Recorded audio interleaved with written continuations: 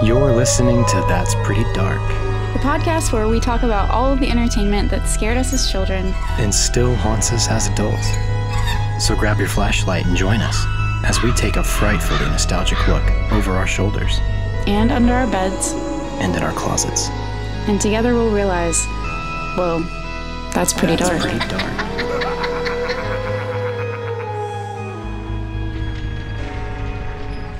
Magnificent humans who hate everything. Yes, that hate everything. Is what you just said. Christian and I are comparing war stories from the week Yes. of anxiety and depression. So What a week. if you guys are on that boat, on that train with us, then welcome. You're in the right place. Hey, don't take trains away from me. Trains are next time. Oh, that's right. Trains are next time. Today's been a day for mail. For mail? For mail. What came in the mail? A few things. I got your birthday present. Oh, are you going to give me a hint? I'm really excited about it. Do I get a hint? No. Okay. Well, okay, here's a hint for you. Yeah? I've already told you what I'm going to get you for your birthday. Oh my I've actually God. said it on the air before. You said it on the air? While recording, yeah. Hey, somebody write in and tell me what he said, because we finished these and I blocked them out of my brain. Yeah, I figured you wouldn't remember at all. But I got have one. Any memory. I got one for you. You laughed at me, but I got you one. Thank you. And we got something else exciting. I got something in the mail that's exciting this week. Yeah? We're preparing, guys, I heard it here first. It's the summertime. I recognize that. But if you're like us in any way, you're already gearing up for Halloween. And so are we. I was going to say, I just can't wait for Halloween. Like, I'm so pumped for October. So are we. I can't even stand it. We will be doing a really, really exciting giveaway. Hell yeah. And one of the items we're giving away came in the mail this week. Mm-hmm. You guys better get ready. Sorry. You were going to talk about your mail. Yeah. The other mail I got is my 23andMe. Yay. So I'm going to find out where I'm from and what's wrong with me. Pretty excited to talk about it. We can't wait to hear all about that. And the third thing I got, man, I got a notice of violation. What? From the city public services. What did you do? Oh my God. Are you Apparently. Is there a warrant out for your arrest or something? No, there's not yet. Okay. If I do it again, maybe. What'd you do? Apparently, you're supposed to bring in your trash can the same day Ooh. the trash picks up your trash can. And I am no stranger to leaving my can for 2, 3, 4, 5, even 6 days on the street. Me neither. But this time, I got a letter in the mail. Wow. Telling me that if I'm not careful, I may owe a fine of like $662. What? For leaving my trash can out by the street. No. And it said I have to keep the right of way clear. Uh-huh. Like they're saying it was like in the street. In the road. It's not. It's definitely not in the road. Oh, definitely was just in my yard. If it was in the road, you would have moved it. Absolutely. Or it would have gotten hit. Maybe or somebody else would have moved it. Was it addressed to you? Yeah. Or did you accidentally open a neighbor's mail? No. It's mine. My name, my address. There is a picture included. This inspector took a photo. It's my trash can. Oh my God. My front yard. Oh my God. My house. Well, congrats. You pissed the people off. I pissed off the city. Wow. No, I do that all the time. In fact, right at this very moment, my trash can is at the street. Well, you better go get it. They came yesterday. Somebody rings you up. Hey, is your trash can on the street? Yeah. Well, you better go get it. Catch it. Because you're gonna get a fine, violation for over $600 that you can't afford. Sorry, city, but that's absurd. This is just the beginning. I can think of people that might deserve it, but I'm gonna keep thinking of ways to piss off the city, and I'm gonna keep doing them until you get kicked out.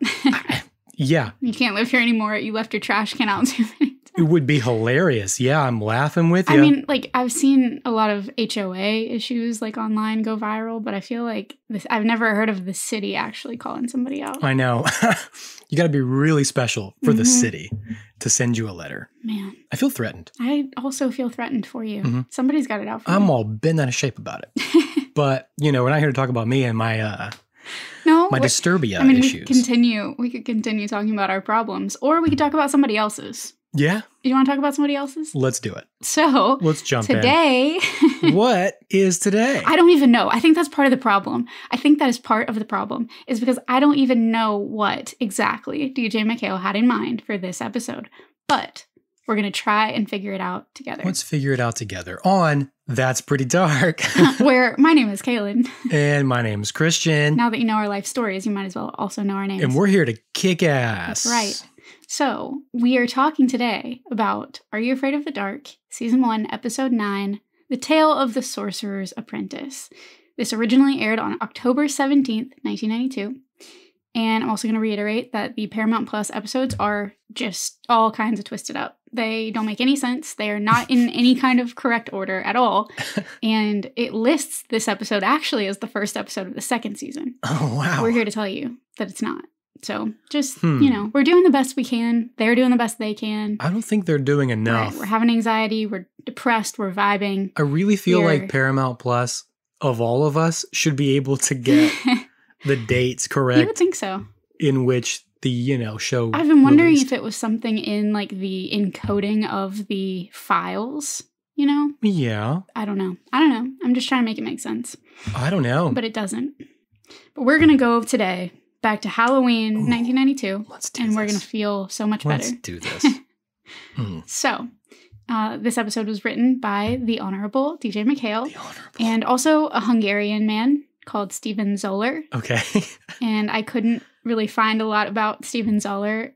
He mostly did some TV movies and some video game writing. So, good for him. Yeah, pretty sweet. Would you like to hear the IMDb summary of today's episode? Please let me hear this travesty. Okay. Dean, a troubled student, awakens an ancient secret hidden in the school. Wait, that's it? Yeah, that's all. I'm going to need more than that. That is the IMDb summary. I'm going to need so much more I know than that. we're all in the right headspace now. That was like the perfect introduction. Couldn't have been better. But if you don't mind, I'd like to take it one step further with my own summary. Please. Okay. Please, thank you. In the tale of the Sorcerer's Apprentice, a decades-old plot culminates in the test of two best friends when good-looking but apparently painfully average in every other way, Dean finds belonging with an ancient Babylonian sorcerer. Thunder. I said Babylonian sorcerer and it thundered behind me. But you're describing our podcast. Yes, because we are two best friends, regularly tested by ancient we're being sorcerers. tested. Yep. Yeah. And I know what you're wondering. I know what the listener's wondering. Does this, based on the title, have anything to do with the 2010 B movie, The Sorcerer's Apprentice? Or Alfred Hitchcock's The Sorcerer's Apprentice? Or Fantasia? Or Fantasia 2000? Does it? Does it? Well, maybe. I would argue that the ties aren't immediately apparent, or they weren't to me, and I think I'm going to have to let you, listener, and you, Christian, decide for yourself. I've already decided. This is one of the episodes where I would really like to pick TJ's brain and find out how and why he came to the decisions that he did.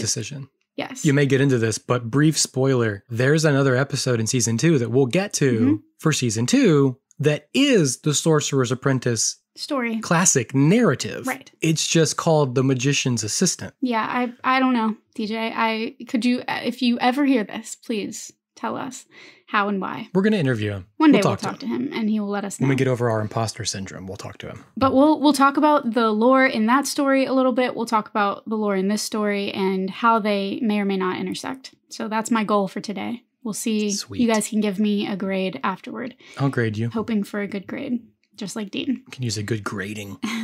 So this is another Betty Ann story. Back to back. She seemed back to back, and she seemed really excited about this. Like she was she had a weirdly sparked, amped energy at this campfire, I feel like. Very enthusiastic. And I don't remember seeing that in her so much before. I saw, as I was researching, I came upon this queer horror blog called Gaily Dreadful, which pretty cool. Okay. And they described Betty Ann as, not falling into the traditional girly or tomboy tropes, but instead she's entirely her own thing. She's a good girl with a deliciously dark side. And I was like, hi, that's me. Hello. Yeah, right. How you doing? I do pick up on that with Betty Ann. Yeah, sure. she just has this energy about this story. And whenever she announces that it's going to be her story, Eric asks her, is this going to be another gore fest? And I can only presume that he's talking about the blood in Nightly Neighbors. He's always got a bone to pick. He does. With her. He's just he's a little mouthy little kid, and that's okay. Because we were all that at one point. She shut his mouth with the Nightly Neighbors. Mm-hmm. And he was like, that. oh, so now it's going to be just gross? Right? Yeah, he's going to go back and forth. I mean, she's a woman, he's being so she petty can't do it. anything right. Yeah. I understand. He's got a crush on her. Right. Because when boys are mean to you, they like you. Yeah. These and other lies we tell ourselves to allow little boys to be jerks and to allow that to continue well into their adulthood. But I digress. So, the Midnight Society... No comment. Much like we would, together in the woods, they approach what they think might be a grave. And it's just a mound of dirt near the campfire, and they're talking about whether it could really be somebody buried there, maybe it's a dog. And Frank is way ahead of this whole true crime trend, and he bets his Michael Jordan rookie card, which I didn't even know they had basketball cards, but that's my ignorance. Of course they do. He bets that it's a corpse covered by maggots, and someone's hidden it to conceal the evidence. As they're inspecting the grave, Kiki pops out and she has this fake skull and scares all the rest of the kids. And she high-fives Frank. They were in it together. But why true crime now? Interesting commentary, because I will also say... Why true crime now? They spend a few minutes tossing the skull around at each other. It looked pretty realistic, so props to props. I know. On that one. I want to know, like, what this skull was. Props to props. Pretty dope. Props to props. But then Betty Ann, she starts waxing poetic about charms and ancient wizards and a head of a different sort, which, okay. I mean, I feel like, correct me if I'm wrong, but I didn't really see the direct connection of this prank to the story. Normally there's like a thread. Yeah, sort of a stretch. Wasn't really there for me today. It was a bit of a reach. The story opens, I think this is the first time ever it does this, with this flashback to 1966. And Betty Ann says that the story truly began centuries ago. But we see this school, like, shrouded in darkness, all these shadows as we follow a character that we can't see. We just see the shadows in the school going downstairs, etc. Right. And she leaves an item in a bucket. Yeah, it's like a chum bucket. It down. Yeah, like a chum bucket. I was going to say that. And drops it down into the water under the school. Yeah. And we see that she has this tattoo of a cobra on her arm. So she's a Death Eater. Yeah, basically. And then we flash forward to present day, which I guess is like 1991, 1992, at the same school.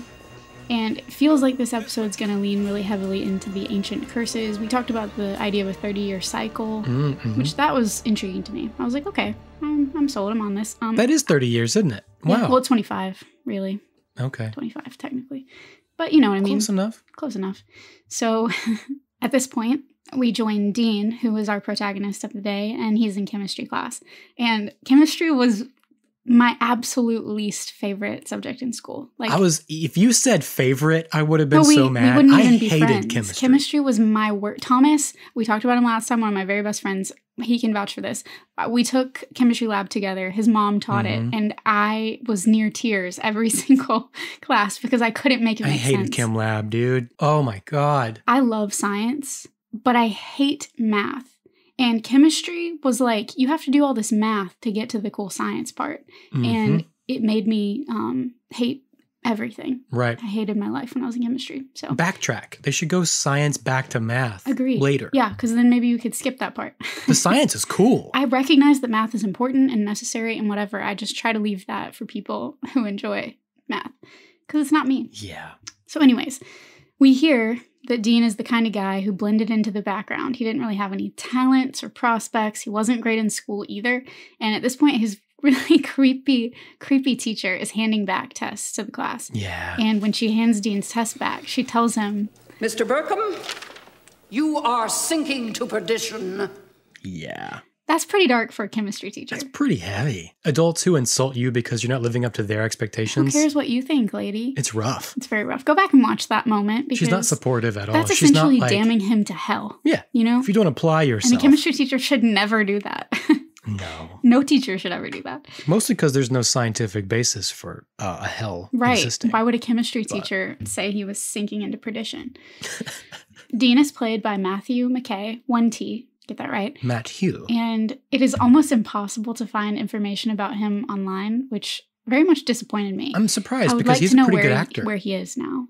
He was. I thought he was an impressive actor. And he also I liked what he brought. He seemed a lot older than a lot of the other actors that we've seen on this show so far. Yeah. And I can't be positive, but he apparently played Henry Ford at age 12 in a TV movie about Henry Ford in 1987. So I did the math, and he had to have been around 16 or 17 when he played Dean.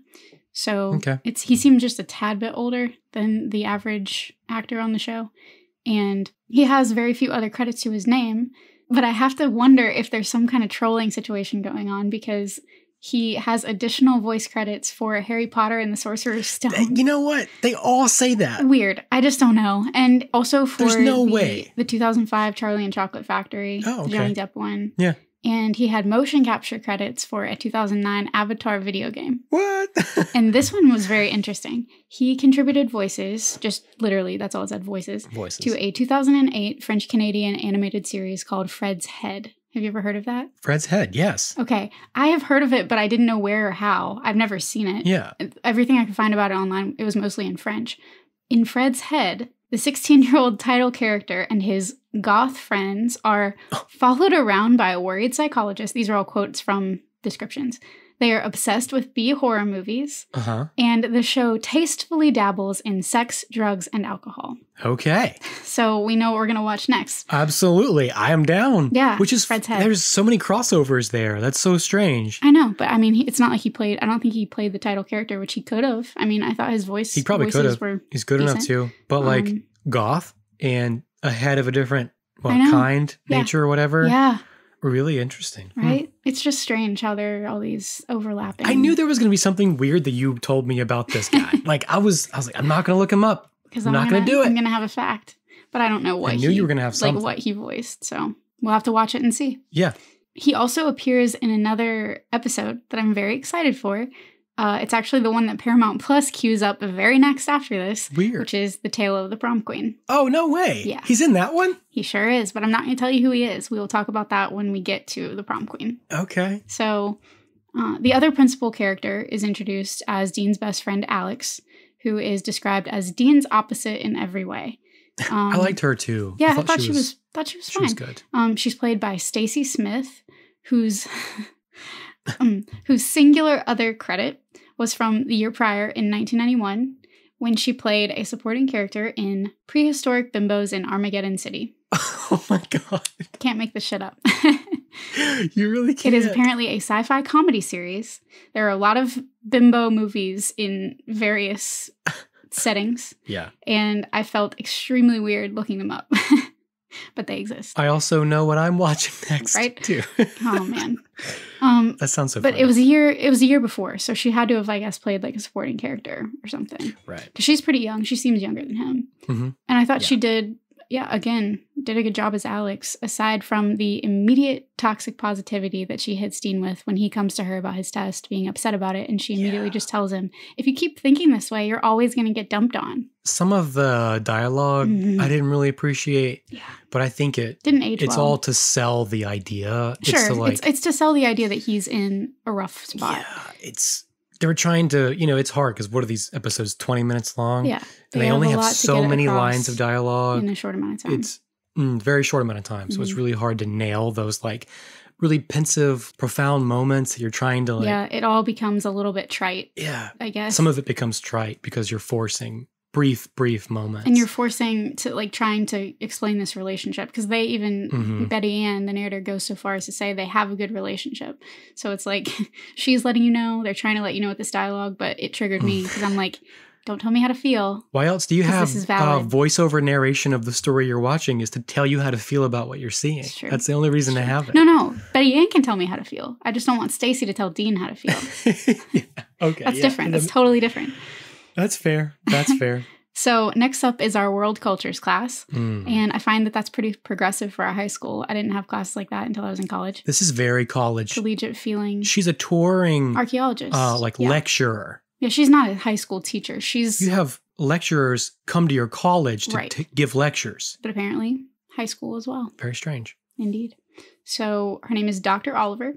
And she's lecturing on some pretty gory stuff, actually. I was into it. Dr. Oliver is portrayed by actress Emma Stevens, who played a journalist in Angelina Jolie's Beyond Borders. No way. And she featured in a few TV movies, and she did some voice work for some 20-teens Assassin's Creed video games. But that was really all I could find about her. She's wearing one earring the entire time, and she discusses how archaeology is important in understanding ancient people and cultures, which... Sure, it is. No, she's right. She gives an example of a golden dagger that she's holding, brandishing in front of these high school children. The high priests of Babylon used this golden dagger to cut out the hearts of slaves for their sacrifices. Hey, that's pretty dark, y'all. You okay, DJ? But more of his research. I mean, I know. We'll get there. It's the kind of stuff, too, that you'd learn in high school. History is heavy. I like it, though. And I'm all for not pulling punches with kids' media. But Dr. Oliver also discusses a bowl where salt was stored to be used as a weapon to ward off evil, sort of like garlic is to vampires, she says in the lecture.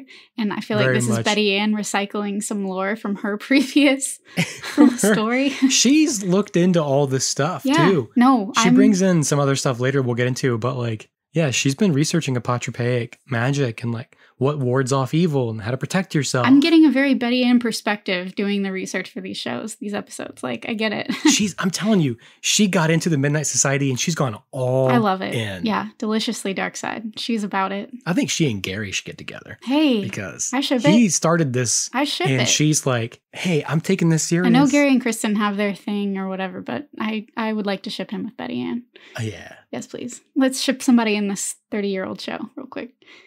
So Dr. Oliver then unveils a golden scepter shaped like a cobra, which she says belonged to an ancient Babylonian sorcerer named Goth, who was evil and enslaved thousands to do his bidding. It's a little bit It's on the nose there. Real DJ on Satanic the nose. Panic. The writings say that following Goth will bring you incredible fortune and good luck. Crossing him will lead to your destruction. Of course, we don't believe in such silly things today, do we? She says. I'm like, of course we do. Naturally. So I took this opportunity to see if there were any ties to reality with any of this, find out if there were rulers, magicians with similar names. I tried to look into Cobra mythology, all that sort of stuff. And interestingly, I did find, and you will probably know a lot of this, but just in case the listener doesn't. Probably because I'm awesome. Because you know a lot about mythology. But I did find that the roots to a lot of like medieval European sorcery and magic have very, very deep ties to Mesopotamia and Babylonian magic and demonology. Yeah. And I don't know that I'd ever quite put that together before, because before this research and, you know, some stuff in college, I guess, my knowledge of the Babylonian culture was limited to the biblical lens of Babylonians. Right. Buzz just shook the doorknob. It scared me to death. Oh, jeez. If he has like a lever doorknob, he can open it. But He's trying to open the door. He's trying to get in. Yeah, Sphinx will open drawers. Oh my God. He'll reach up and open a drawer. He just like rattled it like a person. Like that was as if a person was rattling the doorknob.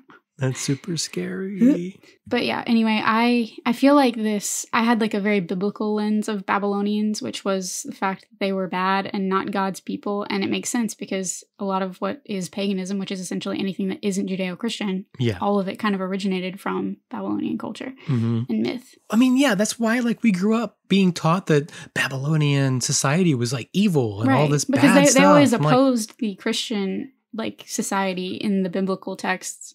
Sure. So they were the bad guys, you know. And good on them. They wanted us to think, honestly. And for your listening pleasure, I pulled some quotes from this book that I found called Myths and Legends of Babylonia and Assyria from 1917. Oh, yeah, by okay. Lewis Spence. All right. I personally, as I was reading it, I was fascinated. Yeah, hit me. You're going to love this. Okay. I'm so excited. Again, it might be stuff you know, but we'll see. We'll see. So Lewis Spence in his book, sorry, buddy, Buzz is going to yell. We're going to be here together. We had thunder earlier. And now we have kitties. Lewis Spence said, like other primitive races, the people of Chaldea scarcely discriminated at all between religion and magic. One difference between the priest and sorcerer was that one employed magic for religious purposes while the other used it for his own ends. The literature of Chaldea, especially its religious literature, teems with references to magic, and in its spells and incantations, we see the prototypes of those employed by the magicians of medieval Europe.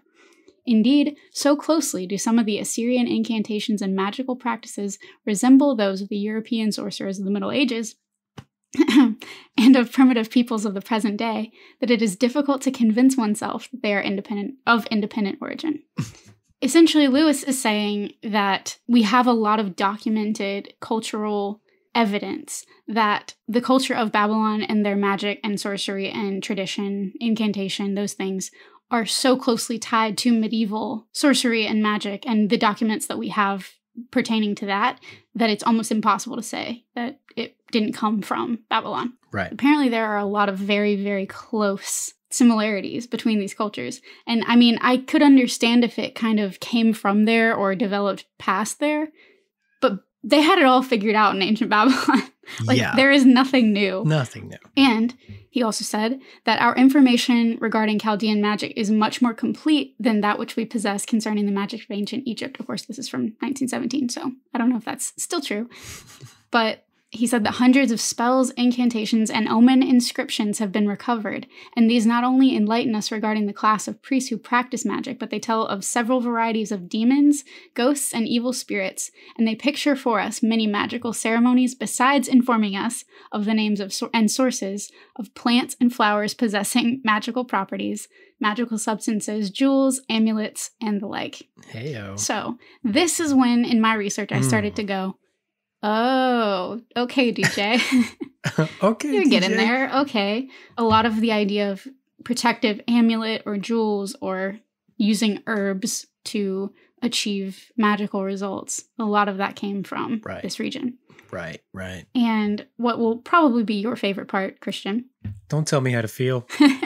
He also said, there appears a deeper gloom, a more ominous spirit of the ancient and the obscure in the magic of old Mesopotamia than in that of any other land. Mm-hmm. Thousands of spirits of various and grotesque types, the parents of the ghosts and goblins of a later day, haunt the temple, battening upon the remains of sacrifice, flit through the night-bound streets and disturb the rest of the dwellers in houses. Demons with claw and talon, vampires, ghouls, all are there. Spirits blessed and unblessed, jinn, witch hags, sorrowing, unburied ghosts. No type of supernatural being appears to have been unknown to the imaginative Semites of Old Chaldea. What's up, Mesopotamia? Yeah. They must all be laid, exorcised, or placated, and is it not to be marveled at that in such circumstances the trade of the necromancer flourished exceedingly? Oh my God. Yeah, they had it all. So when are you going to get me a copy of this text? Yeah, we'll have to. I read it online. I can send you the link and you can read every word of it. Please do. It was great. Wow, that's awesome. The other very interesting thing that I realized and learned is that in ancient Babylon, witches or wizards who weren't like professional, who were just like detached and practicing without priestly status, they were often blamed when somebody fell sick or had some misfortune befall them they couldn't attach blame to. Oh, I see. And the nearest sorcerer, male or female, witch, wizard, whatever, real or imaginary, was usually brought to book, just like in the Salem witch trials. Interesting. They would even do the float tests in way. ancient Babylon. They would throw people into the river to see if they floated. Whoa, that long ago? Yes. Holy shit. I had no idea. I did not know that at all. I thought that was purely a European, bullshit thing. Nope. Oh my God. Nope. It comes from Mesopotamia. So they must have known that and they utilized old either pagan texts or texts about pagan worlds. Exactly. Oh my God. Even to them, it comes from there. Man, so cool. And they acted like they were these like all-knowing, godly people. Right. Just taking old pagan belief systems and twisting them to mean whatever they wanted them to mean. But it was the same essential premise in that case, If they're actually a witch, then this is how we find out. Oh my God, that's unreal to me. Yeah, I know. I kind of blew my mind. That is mind-blowing. So this book and all the passages that I was reading heavily conflate magic with science in the minds of the early people. And we see this time and time again in all of our folklore dives. And even in episodes of Are You Afraid of the Dark, like Captured Souls, there's this science and magic and art, all of it kind of colliding at once. Very mystic. I also looked into, snakes and specifically cobras because obviously that symbolism has a huge mythological presence. They're some of the oldest worshipped symbols in almost every culture. Snakes are. Yeah. Kind of like we talked about with the sun in Nightly Neighbors. And cobras specifically were closely tied to ancient Egyptian culture. And a lot of Egyptians wore them as jewelry. They were fashioned into their thrones. Tons of stuff in the tombs look like cobras, drawings of cobras. A cobra might stand in for Hathor or Sekhmet, which were messengers and avengers of the sun god Ra.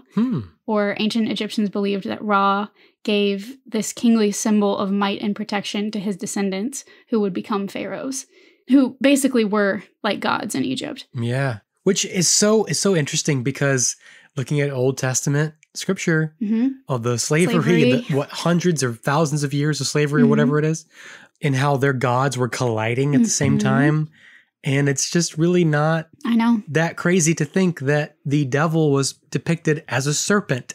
Right. Exactly. Like it's just as it's they just, were coming in with their own texts and beliefs. Yeah, totally. It all goes back. People were like, "Oh, snakes are bad because they're symbols of all these other nations and cultures." Exactly. Yeah, and it's like that's the mascot of the other team. That's the mascot of the other team. Holy shit, that's right. Yeah, isn't that crazy? We have to go degrade them and graffiti their school and roll their trees. And we have to poison their big tree. What is that, Auburn? Oh my God, yeah. They poisoned whatever tree? Yeah, there was a dude that poisoned it. He got prison time though, I think. Yeah, well, good. Your face. Your face. Good. Good. There's also the Egyptian goddess of Wadjet, which was focused on protecting the pharaoh and his claim to rule, and she's depicted often as a cobra or a snake. So ancient royalty, especially, would be very, very familiar with this idea of a cobra, which makes sense that he was this Babylonian sorcerer, somebody that was in high status. He had this cobra scepter. And hold on, just food for thought real quick for the listener. Think about how in scripture, when the magicians versus Moses were doing their whole like... Go watch Prince of Egypt if you're unfamiliar with this, because it's a dope movie. We're going to cover Prince of Egypt because it's great. We're going to cover it one day. You're playing with the big boys now. Playing with the big boys now. Oh, chills. Because there's the whole back and forth about turning the scepter into a snake and vice versa. Anyway, just food for thought. Just think about it. There's a lot to think about. Just think about it. We're just presenting some history alongside this That's really it. fun I'm asking 90s questions. show. I'm not giving answers. I don't have the answers. Just asking questions. Okay, so speaking of questions and answers, this little tidbit might be somewhat less relevant to the episode, but I have ADHD, and when I read about it, it was exciting to me to learn, so I'm going to tell you too. Okay. Do you know what the symbol is called that's like the symbol for medicine, the universal symbol, the snakes? Yes. I don't remember the word, but I researched that Caduceus? for a novella. Yeah, okay. So you know what it is, but it's got the snakes and the wings on either side of it. Yeah. And it's actually meant to be the staff of the god Hermes or Mercury. It originally came from Babylon also. Really? Yeah. There are ties all the way back to Babylonian myth with that symbol or that idea of the staff of, and I think it's insane that has carried through and is still our universal symbol for medicine. It's still there. So much of what we do and deals with myth, Greek myth, and a lot of this ancient Greek myth apparently can be traced back to Mesopotamia as well. Don't tell the GOP. I learned that from a paper from the American Journal of Archaeology that I read from 1916. Very cool. So I was doing all this turn of the century research. But all of that to say, in the moment in the episode, I thought it was kind of random to bring up Babylon of all places. But once again, DJ McHale came through. He did the thing. He was digging into the roots of the entire genre of what we're talking about. So I was pleased. That's super cool. Man, when we talk to him, we have to ask him like, hey, which came first? That's the question. This show? Or were you really into all this stuff? I'd like to know. And that's why you pitched the show. Yeah, and then you had to learn it all. Like, what was the driving factor? Like us. It's pretty cool. Learning all this stuff. So it's too much to keep up with, honestly. It is. I love it, though. I love it. So Alex is pretty unmoved by this lecture from Dr. Oliver. To take you back into the episode we've just heard from this archaeologist that's visiting their school. Weave it back. And she has all of these artifacts with her. And Dean is looking to change his luck. So he revisits the classroom and they have another conversation in which Dr. Oliver encourages him not to be afraid to touch the artifacts. Oh my God, don't be afraid to touch. Number one, no thank you. No thank you. I'm not going to touch anything ancient and cursed. I'm not bringing that energy with me. Number two, that's literally against everything that you would ever be taught in a museum or archaeological setting. Like, you don't touch things, especially not gross high school kids. Like, you don't tell them to touch stuff. No, but he's a new convert. Well, exactly. And she says that maybe she's found another convert. Yeah. And she's winking and kind of like suggestive, Wink. Nod to the camera. Don't be afraid to touch. A convert, presumably, to the world of archaeology. And that's what she's here for, she says. Yeah. So Dean is then left alone with this cobra, and he picks it up, and he stares into its eyes, which glow bright red, and suddenly Dean is Dean no more. They have this really intimate moment. They do. Dean and the cobra. And this cobra. They do. Get you somebody that looks at you the way that this cobra looks at Dean. God. I'm looking for that every day. I know you are. I'm trying to find glowing red eyes. I don't care what color her eyes are. They just have to glow. So, as long as they're glowing, to me. Glow to me. The camera angle changes, and we follow a transfixed Dean down into a dark basement stairwell, same stairwell from 1966, it seems, where he raises the same chum bucket up from wherever it happens to be, don't know, and retrieves no one's ever found it before. Yeah, no, in 25 years, nobody's been down there or seen it at all. This is a totally abandoned, and we'll probably get more into this, but I think it's shows like this that made me think that all high schools had these hidden underground locked rooms where mysterious things happen. Yeah, I thought that was the case everywhere. And it is in some places, but usually the bad things that are happening are like abuse or something. Yeah. Not typically this. Unfortunately. Very dark things. Sorry. Bummer. So the next time we see Dean, he rebelliously turns in a blank chemistry test. Is this supposed to be funny? Is there a problem, Miss Crenshaw? And it seems almost like he hypnotizes Miss Crenshaw, this teacher that was so awful to him before. No problem. Thank you, Mr. Burkham. And she writes his A+ in the top corner. I liked this. It was very spooky. They did a good job.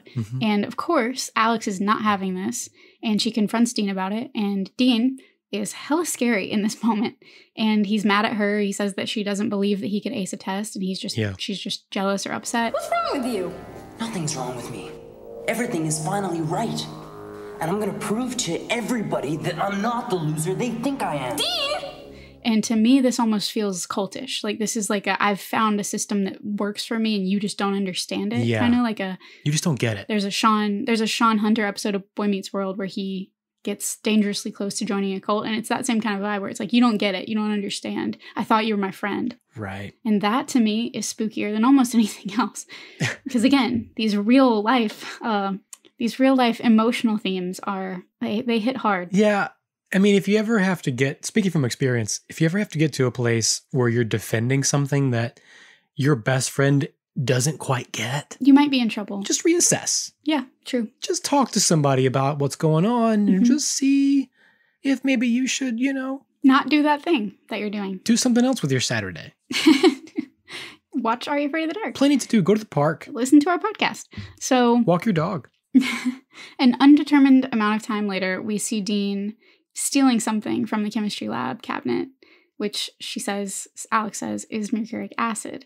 And he's now dressed in a black leather jacket instead of his standard button down. So we know he's gone bad. He's super cool looking. He's too cool for school. He's a bad boy now. Alex tails him down to the basement where she sees him standing beside this glowing cauldron surrounded by all these other kids all dressed in black. And it seems like he's holding some sort of ritual. And he's dropping items into the cauldron, including this mercuric acid, to create a pathway, he says. And also poisonous nightshade, belladonna leaves, to create mystic vapors.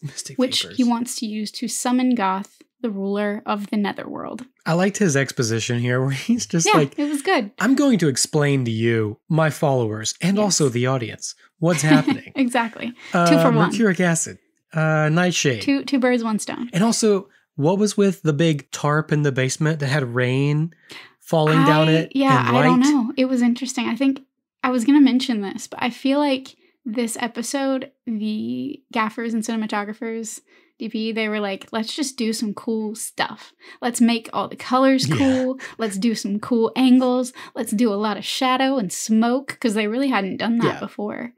It looks cool. Just go watch it. You'll understand what we're talking about. But yeah, it's visually pleasing, if not confusing. Yeah, exactly. It's a little bit confusing, but it is pleasing to watch. So he tosses in nightshade, belladonna, Atropa belladonna, to name the genus and the species. To be specific. Atropa belladonna, the flower known in folk name as nightshade, was named for Atropos, which means the unturning one, which is one of the 3 fates in Greek mythology. Ooh. You familiar with the 3 fates? Oh, I sure am, mostly from Hercules. Hey, most of my Greek mythology knowledge came from Hercules, too. Thanks, Disney. But this one of the fates was the one that was said to cut a person's thread of life after her sisters had spun and measured it.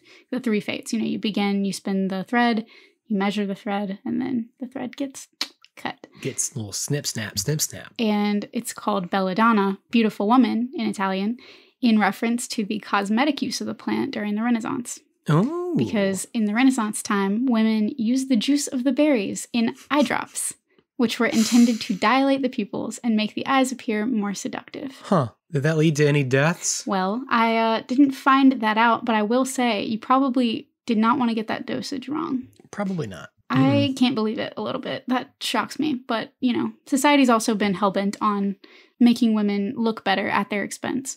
So Right. makes That's sense. true. Checks out. That's true. The line between poison and medicine has always been very scary. It is very scary because their scary. line is very fine, which is why I'm glad that there are chemists and people that know how to do the math part, because the math part's really what will get you in trouble. The math. It's so important. The math. Very important. Yeah. I also speaking of which, tried really hard to understand mercuric acid as well. Yeah. If you're a chemist, go ahead and write in and help me, or at least don't hate me, because I'm probably going to mess all of this up. But in every search that I tried to do for mercuric acid, what kept coming up was muriatic acid, which is better known as hydrochloric acid, which is commonly used to treat pools. Lol. And keep pH levels correct. Okay. That also, to me, seemed to be really, really on the nose, but what are you going to do? It's a kid's show. Yeah. Considering the solution to the problem later. Exactly. Emphasis on the solution. Am I right? Chemistry. So when these ingredients are combined in the cauldron, Dean inserts the jewel from the chum bucket jewel, remember that guy, into the mouth of the one hidden back in 69 or whatever. Yes, 66. I'm just thinking about 69. Because we went to the moon in 1969, is that why? He just took a drink. I really wanted to see how that would happen.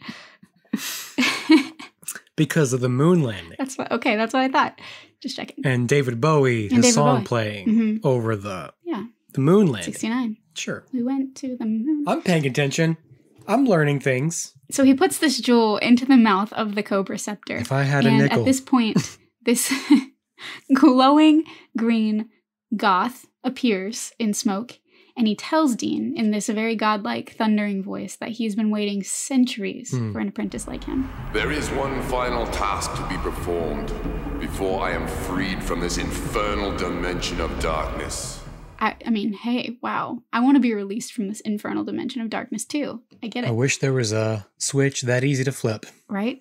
Turns out it's not so easy. Because he tells Dean he wants him to prepare a cauldron and the mystic vapors before the full moon rises. To which I think, did he not just do this exact thing that you're asking him to do?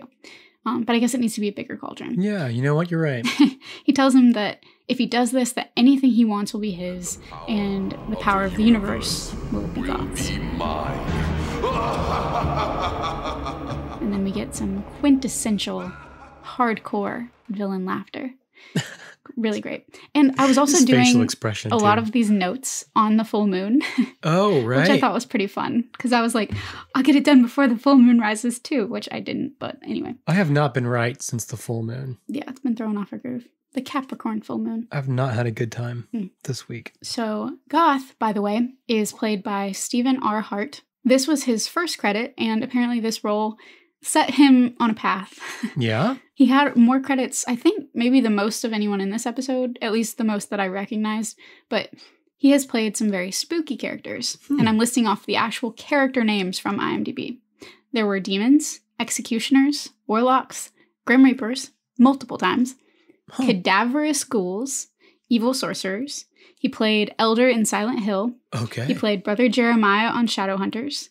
He featured in American Gods, Neil Gaiman's American Gods. Oh, really? He was in It Chapter 2. Who? It didn't say. And he was Tall Man in the 2020 Hardy Boys reboot. He also played, quoting, ghoulish faces and specters in The Umbrella Academy. What? Yeah. So he really leaned into that persona. And it carried him through his career. Up until today. Poor guy, he's been typecast. I don't think he minds. No, I'm just kidding. That's a super cool niche to be in. Like, yeah, he's if I could just play spooky guy. Spooky, ghoulish characters for my entire career. Kind of fun. money. Kind of fun. Kind of fun. As Alex is trying to get help, because Dean has now officially creeped her out. Being creepy. We get another one of these classic fake out moments that we see so often in spooky stuff from this era.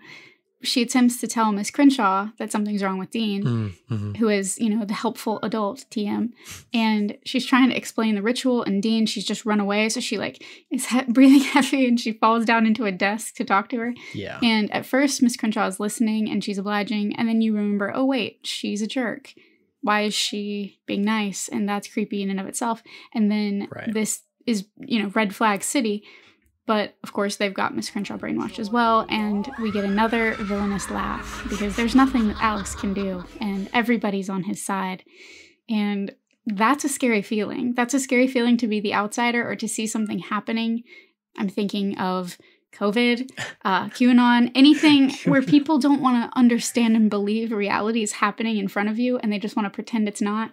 Right. That's really scary. And that's one of the scarier things about this episode. They buy into an idea that supports their entire belief system. Exactly. They buy into one idea and it's done. I get vibes of The Wicker Man. Yeah. And other stories where you realize that everybody's in on it. It's super scary. That is how my nightmares go. My literal nightmares if I have a nightmare while sleeping. Versus being awake. And, well, it happens in my life as well. But for the most part, I feel like, I'm living in these realities where people can't hear me. Nothing. It's very Hill House, too. Yeah. I mean, that's a nightmare. I'm right here. Yeah. I'm right here and you can't hear me. And that is the plight that I see Alex going through in this. And I do resonate. That resonates with me. Yeah. But Dina is creepily waiting for her in the school's auditorium, just sitting in a chair, waiting for her to come in. Yeah. And he explains to her, who, he's still presumably in this brainwashed state, how he likes this newfound power and things aren't dumping on him anymore. So 90s. It's so 90s, I know. Goth has given me the power, and I'm using it to bring him back. The power of voodoo.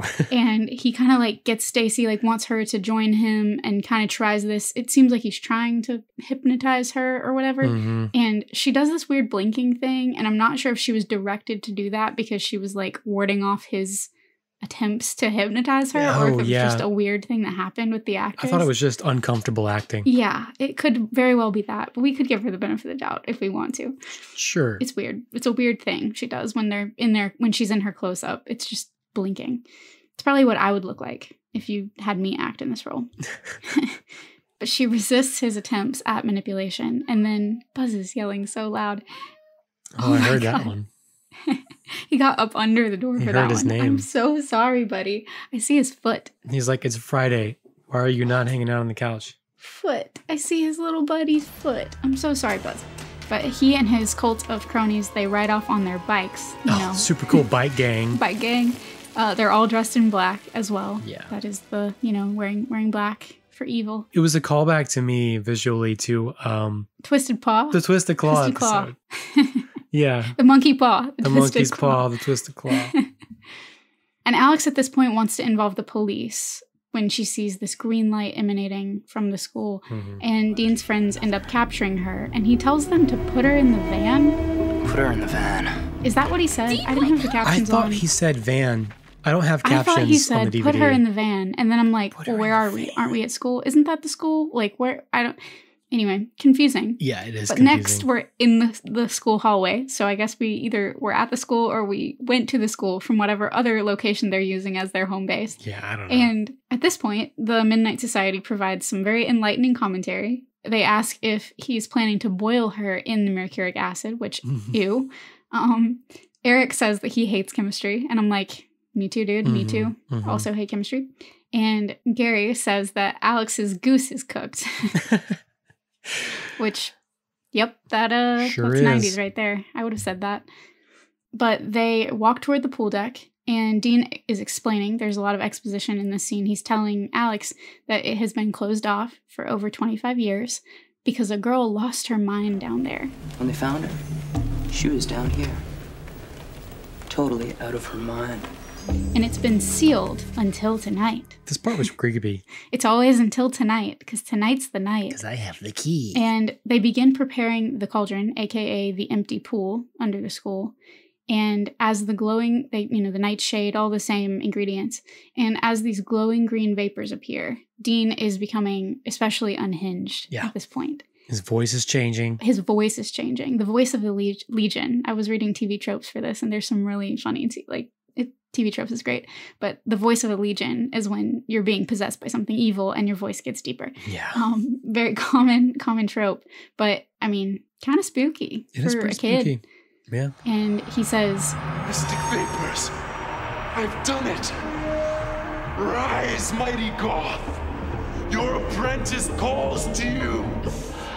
And, of course, Goth then rises with this very loud moaning like he's coming out of a tomb, out of the smoke, on some bullshit about how he's going to lord over all of humanity, et cetera, the villain's speech. Mm-hmm. And at this point, Alex takes the jewel out of the cobra's mouth and throws it into the pool. And this actually seems to kind of break the spell on Dean and the rest of the kids that are being possessed. Right. And Dean wants to help Alex now, but Goth stops him in his tracks, freezes him in place. And suddenly, folks, we see a shift. And instead of being called an apprentice, Goth is calling him his slave. Every time.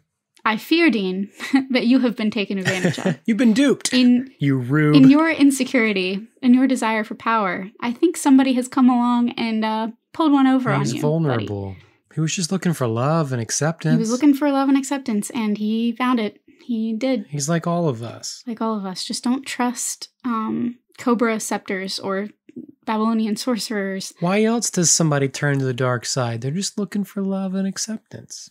Honestly, we're all just misunderstood. Mm-hmm. But at this point, Dean instructs Alex to use the chlorine, which is in barrels near the pool, and she pours it into the pool.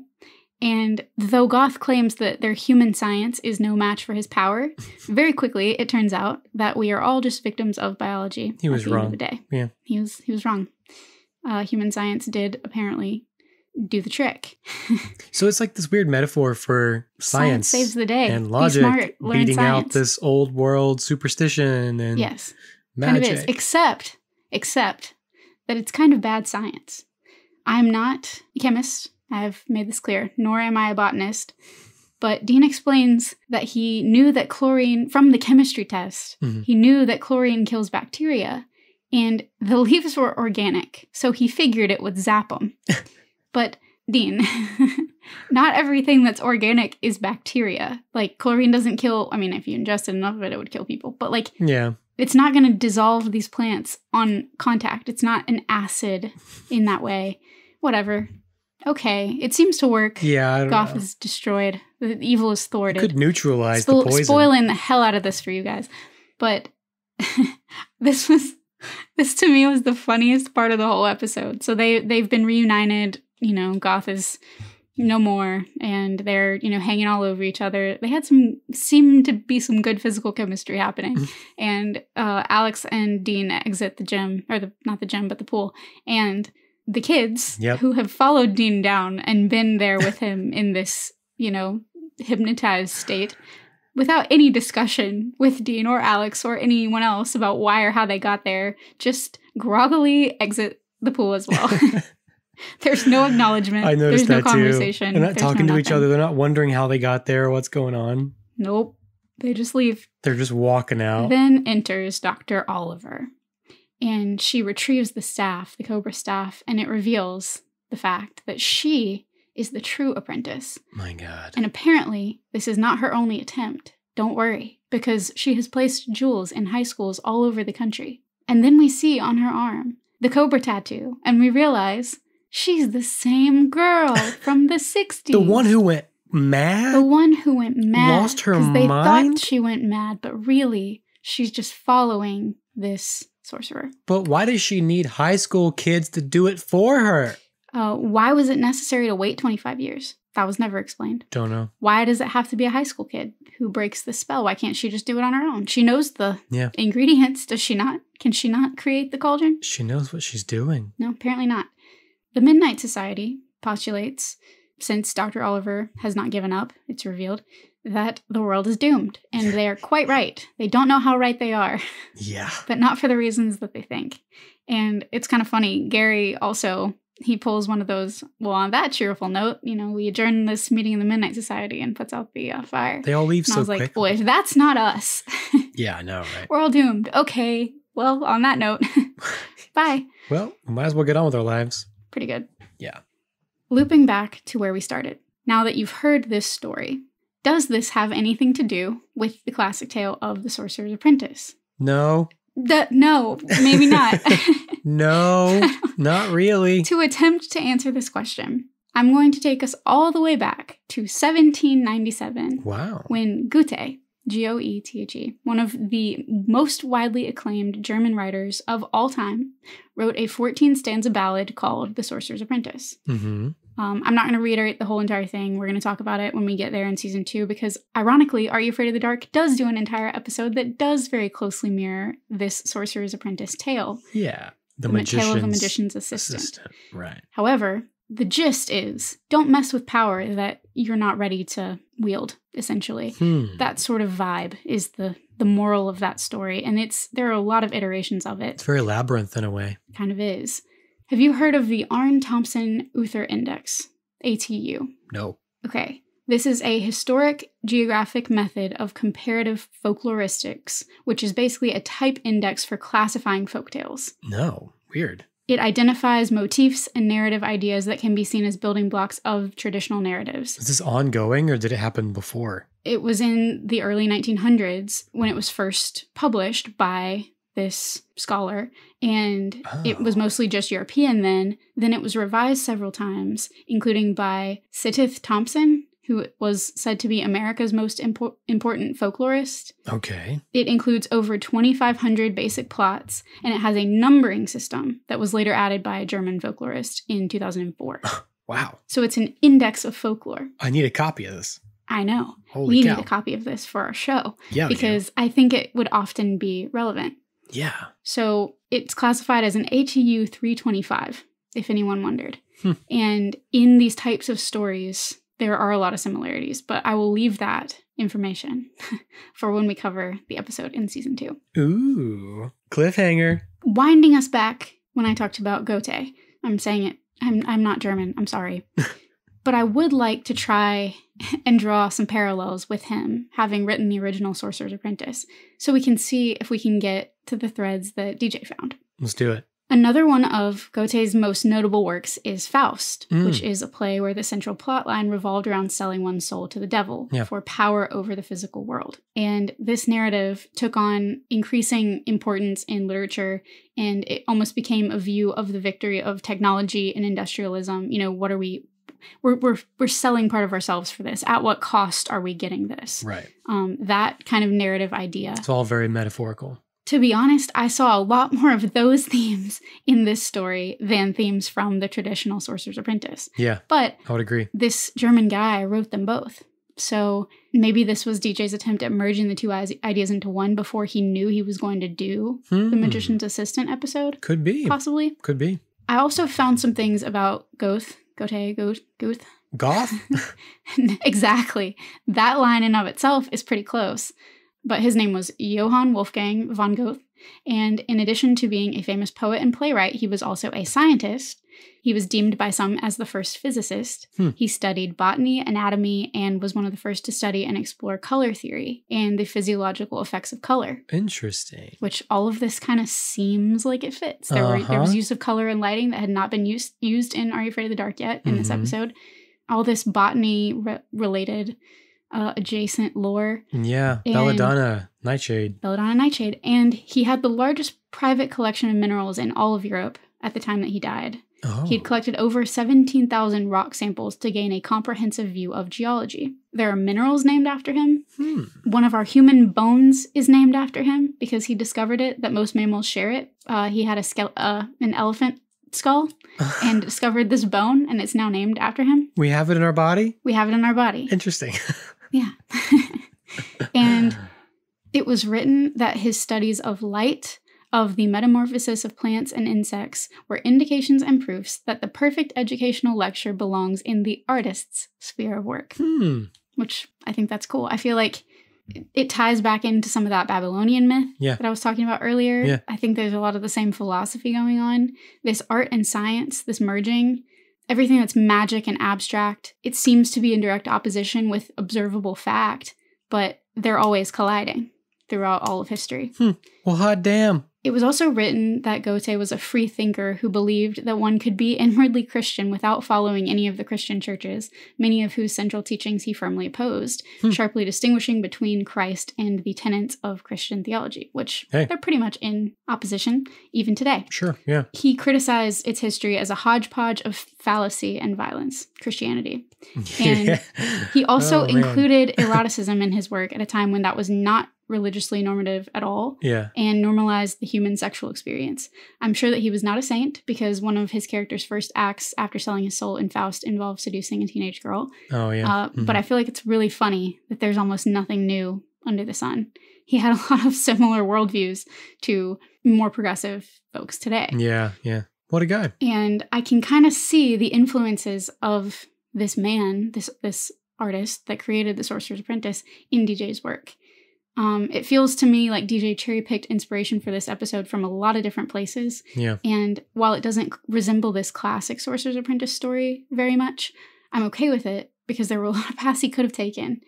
And I started to wonder if he did the exact same thing I did when I was researching this and just kind of fell into rabbit holes that were adjacent to the story and found himself just spinning a whole complete different narrative based on some of the stuff that he was finding. I mean, that checks out for me. I would like that to be the case. It sounds like you've cracked the code. I sure do hope. Sounds like you've summoned the sorcerer, if you will.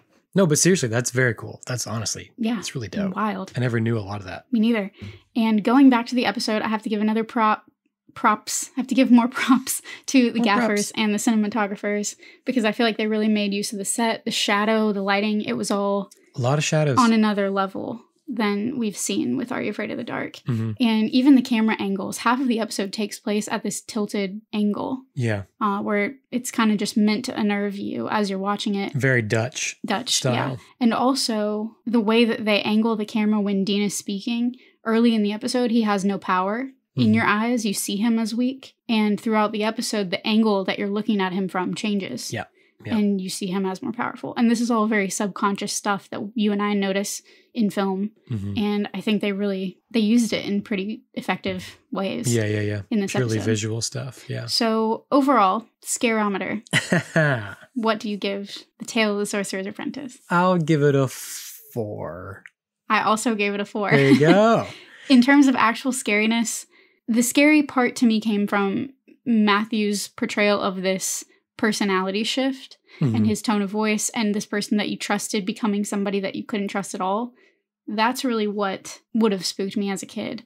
But other than that, while I don't really have memories of watching this one as a kid, I don't think the idea of the sorcerer would have gotten to me, because I was so immersed in that idea of a Christian worldview, a Christian God, that a Babylonian sorcerer and ancient artifacts possessed with power, that was not going to scare me at the time. If this happened, I would just pray and he'd go away.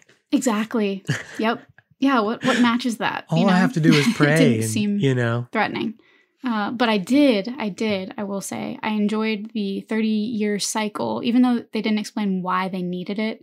I liked that they included it because it has this very classic horror vibe that Fear Street recently did it really well last summer with 3 movies that are killer, no pun intended, but I highly recommend. That was so good. I love Fear Street. I kept thinking, I almost told you multiple times that with the summer approaching, I was like, man, I really wish there was like something like Fear Street coming out this summer. I mean, we got Stranger Things. Right. Yeah. That was sort of... It was amazing. That was sort of to appease us with a summer without Stranger Things. Exactly. At the time. Yeah, that's why that existed. Yeah. But And I enjoyed it. It was great last summer. That was last summer for me. Time. I was like, every 2 weeks. The next episode came out. I know, that was so fun. Oh my God. I miss those days kind of, but... Me too. There'll be more good stuff coming out. And I've always had a reverence for history and archaeology. I've always appreciated that. Museum exhibits. I nerd out about that kind of stuff. Yeah. Because there's something crazy about tangible history. And so I like that he incorporated that as well, because it's right. believable, it's passable, you know? Yeah. Especially with kids learning about this kind of stuff in school at the time that they're watching it. School field trips and stuff to museums. Yes. So many school field trips to museums. But I loved them. I would do it every day if I could. I grew into it more as an adult. I didn't appreciate it as a kid because I didn't understand. I could spend all day reading plaques in a museum as a kid. Yeah. Hyper-focus. It also very closely resembled the beginnings of like a mummy narrative or something of that sort. It's all very archaeological, digging up old artifacts and things from these ancient cultures. For whatever reason, that was a big theme of fiction in my childhood. I remember. Me too, yeah. I don't even know what all. There was probably some Magic School Bus. Probably. The dinosaur ride at Animal Kingdom. Yeah. It had, everything has this educational slant that like to look back at history to sort of help us understand our present and the future. Yeah. And we talk about that all the time on this show. I love that stuff. And so it fit right in. I liked it a lot, but did it scare me? No. Don't think so. It's more fun. This was more thrilling. Yeah. I wouldn't say this is horror. But I mean, they did lean into like I said, his voice and his, the scary. It wasn't not guy, scary. It didn't. Yeah. It's not frightening. It's not quite pushing the button. Right. Well, in the words of Eric, we're all doomed. We're all doomed. And we are doomed, listener, to repeat history if we don't respect it and understand it. I'll just gesture at America in general right now on a path to revoke civil rights and go back on everything that this country was founded on, aka the separation of church and state. Yeah. It all sucks and we are doomed. However, us artists and poets are going to keep right on rocking. It's up to us. Rocking the boat. And scientists, and we believe the scientists, and we believe the artists, and at least there's that. At least there's that. That's all I have. That's all I got for you. I think we're going to need a bigger boat. And not only that, but this guy, he just kind of needed to talk to somebody, Dean? He felt lonely. He felt very insecure. And he kind of just needed some counseling. You're never really alone, Dean. Some therapy. Like, if you're feeling that way, he had his friend, but yeah. Talk to somebody, You don't have to be absorbed into these cults. Because you make yourself vulnerable and susceptible to, of course, and negative energies.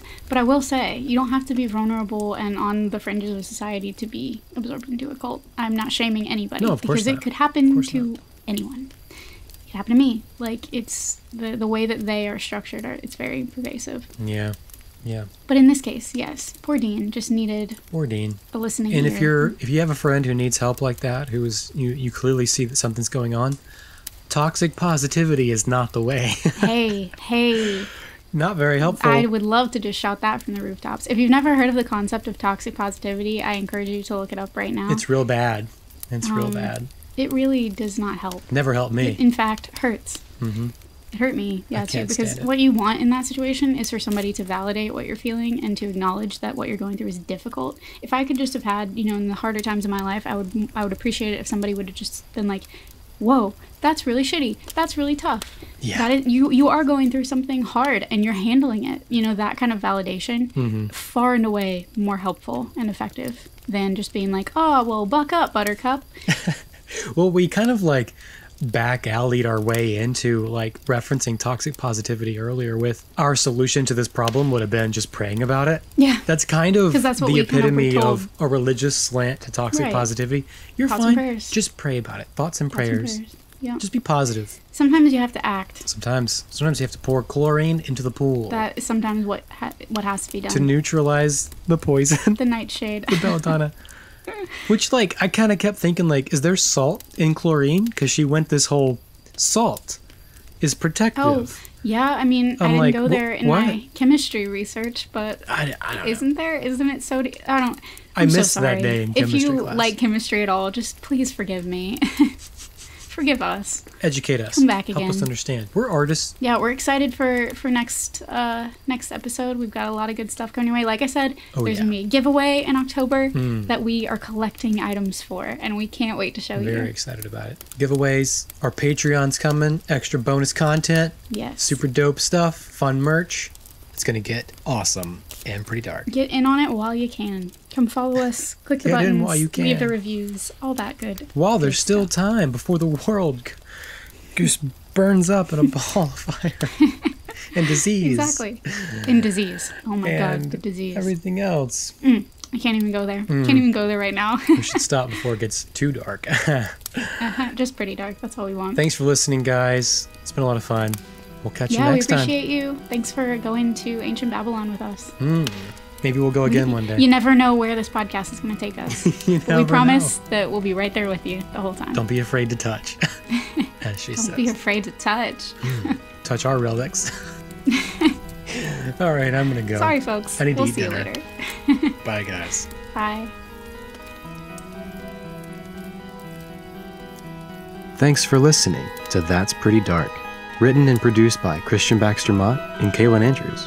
Our music is composed by Jonathan Simmons, and our art is provided by Paige Garland at Power Girl Illustration. Join the collective nostalgia and follow us on Facebook and Instagram at That's Pretty Dark Podcast. Share your experiences and let us know what shows, films, or villains still haunt you from childhood at that'sprettydarkpodcast@gmail.com. Remember, you're never really alone. So, until next time, sweet dreams, everyone. When I was a young girl, they thought I was mad.